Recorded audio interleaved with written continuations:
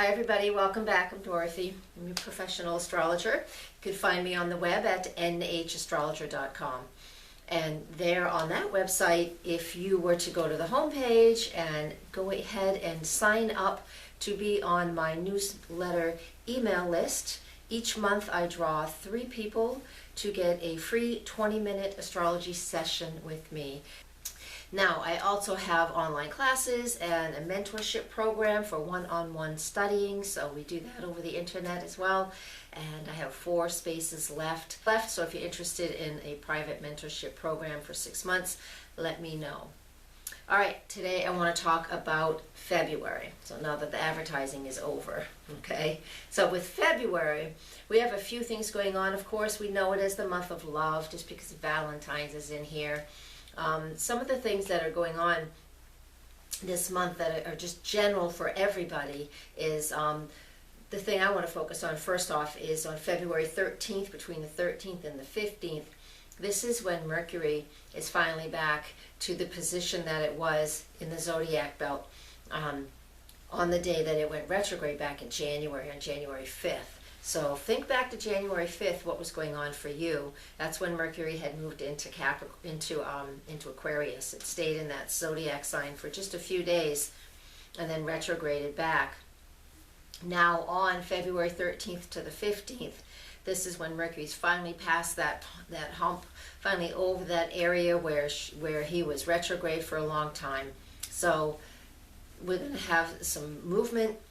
That Mercury in Aquarius is definitely high thinking, it can be high energy, but it can also be somebody where we get something into our head, we're going to really chew on it for a long time. Fixed air is what Aquarius is. Mercury is that thinking mind, so it is a air planet naturally. So when it is connected, when it is in that sign of Aquarius, we're going to be having some interest in any of the things that Aquarius rules. So, of course, astrology is one of them. That'll be on the top of my list, of course. Anything that's technologically, anything in that category, right? So, February 13th to the 15th, Mercury finally gets over that hump of where it was January 5th when it went retrograde.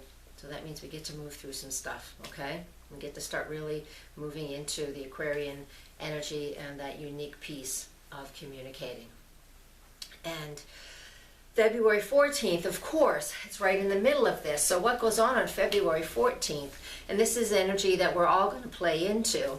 On February 14th, the moon's in the sign of Taurus. That's a great place for the moon to be on the 14th of February, because the moon in Taurus is all about, sensual tastes and sensual smells and anything that is just lovely and luscious and beautiful. Now it makes a sextile to, let me look at my notes, to Neptune, right, in the evening of February 13th. So Saturday night, February 13th, most people would probably be going out to dinner and doing their romantic-y things on Saturday night, the day before Valentine's. And this is true. And this is what we get when we have on Saturday night. If you want to go out and have this romantic, date and just have a nice time, it's going to be that. We have all of the things, all of the cards are in place for just a romantic evening, just in and of itself. Kind of put parentheses around it. And that's it. After that, though, we have no other aspects that are cooperating with this romantic piece. So if you're going out on a first date on this night, there's going to be way too much pressure. All right.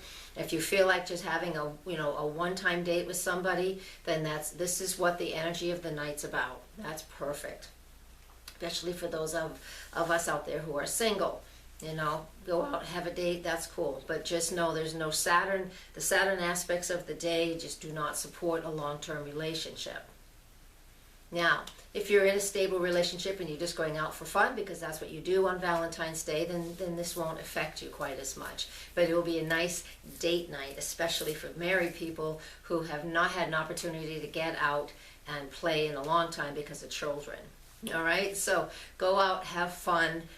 Just know that Saturday night, if you're going out for Valentine's, even if you're not going out for Valentine's, if you're going out Saturday night, it's just a night to have fun, enjoy good food, good drink, good company, and just know it's a great memory that you're making. And that's what it will be. That will be it. Doesn't have to go any further than that. So it sounds like a great night to have fun and have a party. So I'm going to leave, that's the general piece. So now I'm going to get on to a little more specific things for each of the zodiac signs. So that's next. All right, hi Capricorn, let's get started. So February 5th is the day that Venus and Pluto make a conjunction, and they are in the sign of Capricorn. So boy, you have been going through some shifts and changes anyways, depending on where you are in that Capricorn realm.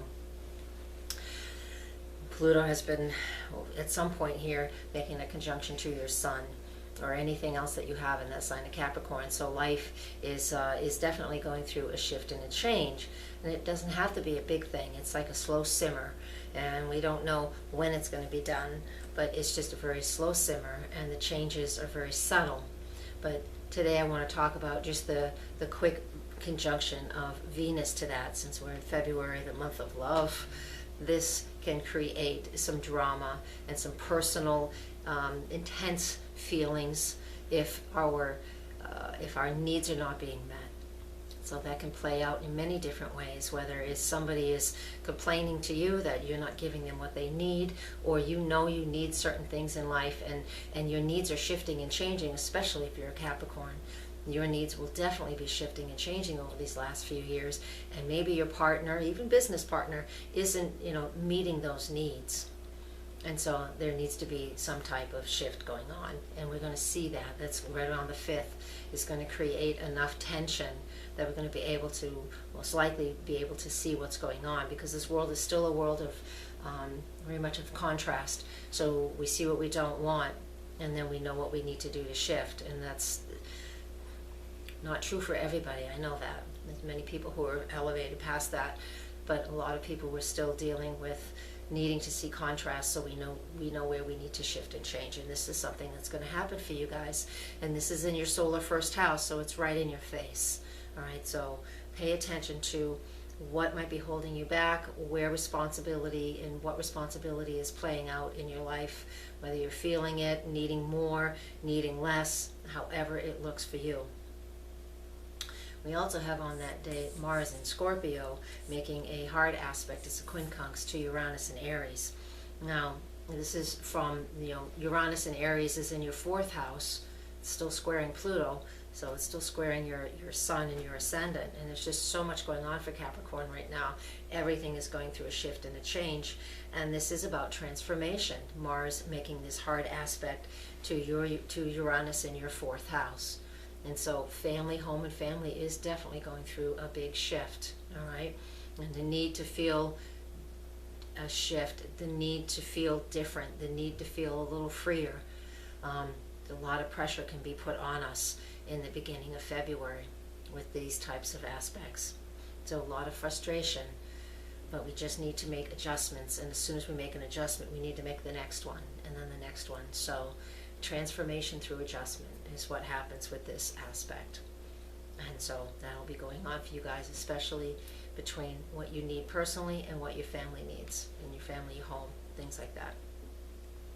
We do have the new moon in Aquarius on February 8th. It's in your solar 2nd house, so you'll be focusing in on what you value. But I'll have a separate video for that when we get closer. So if you remember, a subscribing member here, you'll be notified when it's up. But you can also click, depending on when you see this, you can click the little eye icon in the corner, and one of the links that will be dropped down will be the link to the lunar videos, because I kind of group them all together in files. You'll be able to go check that out. But just know that Aquarius new moon, when you listen to it, is relating to what you value, your values in your life, whether it's love, things, money, all of that. February 10th is a really nice aspect, and that is Venus trine Jupiter. So they're both in Earth energy. This is going on, let's see, between your 1st house and the 9th house. And so what I love about this is we're going to be able to manifest what we want, manifest what we feel is important to us.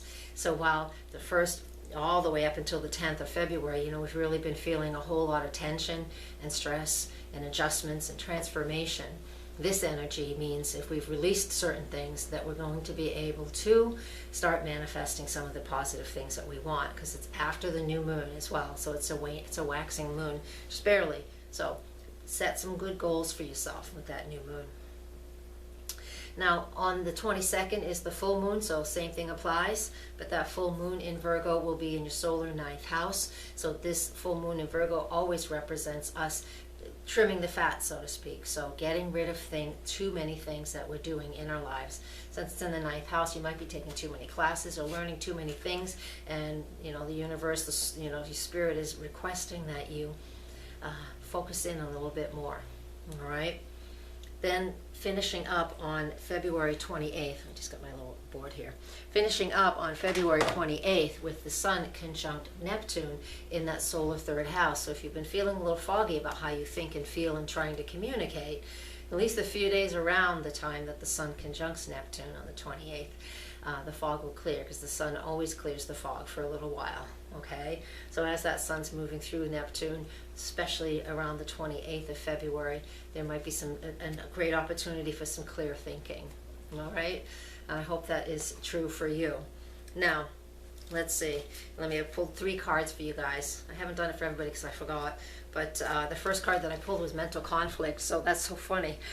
It's not funny, mental conflict, but the Sun and Neptune in your 3rd house in the sign of Pisces, it's like clear. We're not clear about what we're thinking. So that's absolutely appropriate.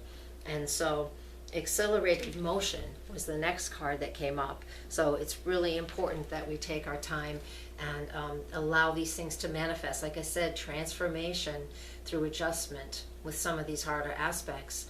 And so if we make these adjustments and we just allow them to flow a little bit. I know you're a Capricorn, it's not necessarily, flow's not necessarily your thing, but I want us to allow things to flow. Take a step, do your Capricorn thing and take the logical next step, but then allow things to flow before you focus on the next one, okay?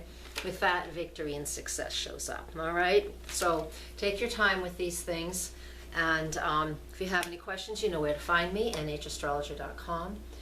Teach classes online. I do have a mentorship program that I love doing, individual private learning with each of you, sessions, anyways, all of that stuff. Please subscribe to this channel if you haven't already, and thank you very much for all of your comments, and just come find me when you're ready. I will be here for you. Thank you very much. Lots of love. Namaste.